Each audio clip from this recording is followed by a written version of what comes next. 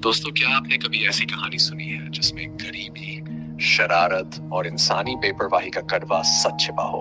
आज हम आपको सुनाने जा रहे हैं मुंशी प्रेमचंद की मशहूर कहानी कफन। एक ऐसी कहानी जो आपको सोचने पर मजबूर कर देगी। इस कहानी में है बाप बेटे की जोड़ी जो कफन के पैसे से शराब पीते हैं और हंसते हंसते अपने हालात का मजाक उड़ाते हैं। आखिर कौन सी मजबूरी इंसान को इस हद तक गिरा देती है? जानिए इस दिलचस्प और झकझोर देने वाली कहानी में, जिसे सुनकर आप भी सोच में पड़ जाएंगे। तो जुड़िए फुल एंटरटेनमेंट चैनल के साथ और सफर पर निकलते हैं इस अनोखी कहानी के साथ। गीसू और माधव बाप बेटे एक छोटे से गांव में रहते थे। दोनों का आलस्य और बेफिक्री पूरे गांव में मशहूर थी। कभी कभार कोई काम मिल जाता तो 2-4 दिन काम करते और फिर महीने भर आराम फरमाते। उनकी ये आदत इस कदर बिगड़ चुकी थी कि पेट भरने के लिए भी मेहनत करना उन्हें भारी लगता था। आसपास के लोग उन्हें कामचोर और निकम्मा समझते थे। माधव की पत्नी बहुत मेहनती थी, लेकिन उसकी किस्मत खराब थी कि वह ऐसे निकम्मे परिवार में फांसी थी। कुछ ही महीने पहले उसकी शादी हुई थी और अब वह गर्भवती थी। प्रसव का समय करीब था, लेकिन घर में न दवा का इंतजाम था, न कोई मददगार। दोनों बाप बेटा जैसे उसके दर्द से बिल्कुल बेपरवाह थे। एक रात माधव की पत्नी को अचानक प्रसव पीड़ा होने लगी। वह झोंपड़ी के कोने में पड़ी कराह रही थी, लेकिन घीसू और माधव उसके पास जाने के बजाय आग के पास बैठे आलू सेंक रहे थे। आलू सेंकते हुए घीसू ने कहा, लगता है बचेगी नहीं, पूरी रात से तड़प रही है। माधव ने कहा, हमें क्या करना चाहिए, हमारे बस का तो कुछ है नहीं। दोनों फिर से आलू सेंकने में लग गए जैसे कुछ हुआ ही न हो। घीसू ने आलू निकालते हुए कहा, खाना खा लो, पेट भरेगा तो सोचने का दम आएगा। आलूओं को खाकर दोनों वहीं अलाव के पास सो गए, जबकि भीतर माधव की पत्नी आखिरी सांसें गिन रही थी। सुबह होते होते माधव की पत्नी की मौत हो गई। जब घीसू और माधव को उसकी मौत का पता चला तो दोनों के चेहरों पर कोई खास भाव नहीं था। वे बस यही सोचने लगे कि अब लाश का क्या करना है। दोनों जानते थे कि अंतिम संस्कार के लिए कफन खरीदना जरूरी था, लेकिन उनके पास एक पैसा भी नहीं था। माधव बोला, गांव से कुछ चंदा इकट्ठा कर ले। घीसू ने सिर हिलाते हुए कहा, हाँ यही ठीक रहेगा, लोग भी तो मदद के नाम पर कुछ देंगे ही। दोनों बाप बेटे गांव के मुखिया और बड़े लोगों के पास पहुंचे।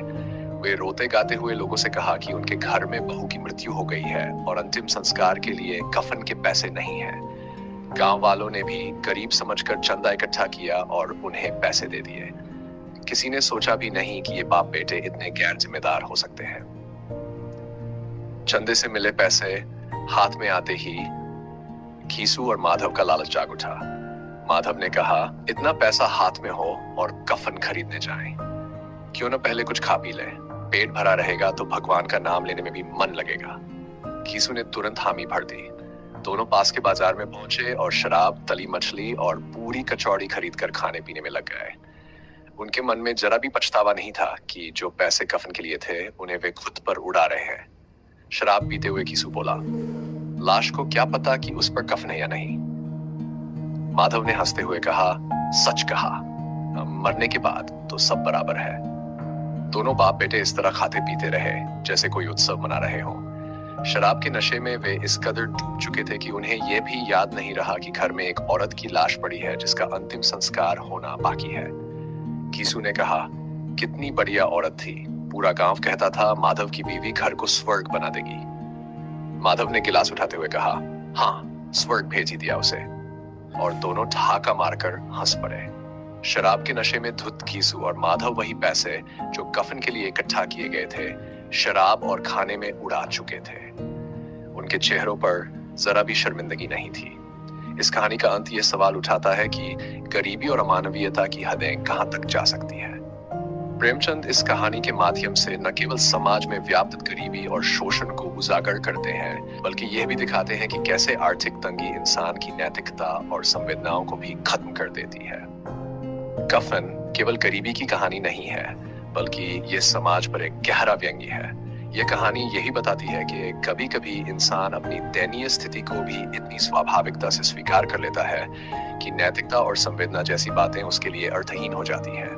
कफन हमें ये सोचने पर मजबूर करती है कि क्या केवल गरीबी ही इंसान को इतना पतित बना देती है, या फिर समाज की उदासीनता भी इसमें बराबर की भागीदार है।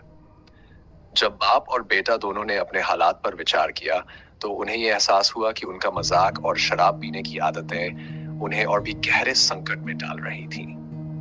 कफन के पैसे को उन्होंने अपनी जिंदगी की सबसे बड़ी जरूरत के रूप में समझा, लेकिन उनके लिए यह एक अंत का प्रतीक बन गया। बेटा धीरे धीरे बोला, बाबूजी, क्या हम सच में इतना गिर चुके हैं कि हम अपने मरने वाले रिश्तेदार की याद को भी भुला बैठे हैं?